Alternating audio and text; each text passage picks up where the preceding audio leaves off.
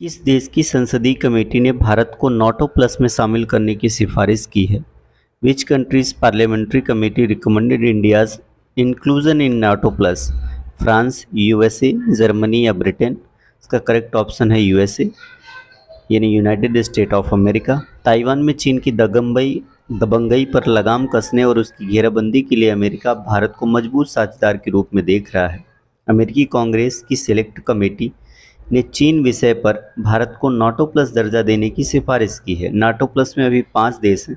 Committee की सिफारिश मंजूर हुई तो भारत इसका छठा सदस्य बन जाएगा।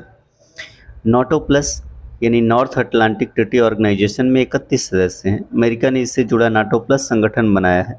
नाटो प्लस में जो देश हैं उनमें ऑस्ट्रेलिया, न्यूजीलैंड, इजराइल, जापान और दक्षिण कोरिया हैं।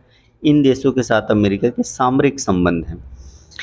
भारत को अमेरिका इसलिए शामिल करना चाहता है क्योंकि यूएस कांग्रेस की कमेटी का मानना है कि चीन ताइवान पर हमला करता है तो सामरिक तौर पर कड़ा जवाब देने के साथ साथ क्वाड को भी अपनी भूमिका बढ़ानी होगी।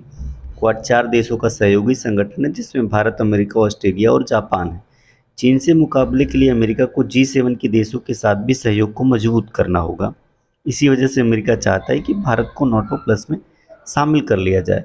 कमेटी की सिफारिशों की टाइमिंग बहुत अहम है क्योंकि प्रधानमंत्री नरेंद्र मोदी 21 जून से अमेरिका की यात्रा में प्रस्तावित हैं। अगर भारत इसमें जाता है तो अमेरिकी डिफेंस इंडस्ट्री और टेक्नोलॉजी में भारत को मदद मिलेगी। नाटो प्लस में आने से भारत को भी इसका फ़ायदा मिलेगा। अमेरिका ने अब पहले से ही भारत को अहम डिफेंस पार्टनर यानी एमडीपी का दर्जा दिया है। इससे भारत को संवेदनशील तकनीक का निर्यात हो सकेगा, लेकिन नाटो प्लस में शामिल होने से ज़्यादा तकनीक का फ़ायदा होगा। अच्छा, इसके नुकसान को देख लेते हैं। चूँकि भारत क्वाड का सदस्य है लेकिन खासतौर पर दुनिया के किसी खास खेमे में ना शामिल होने की बात करता है। भारत गुटनिरपेक्ष नीति का पालन करता है।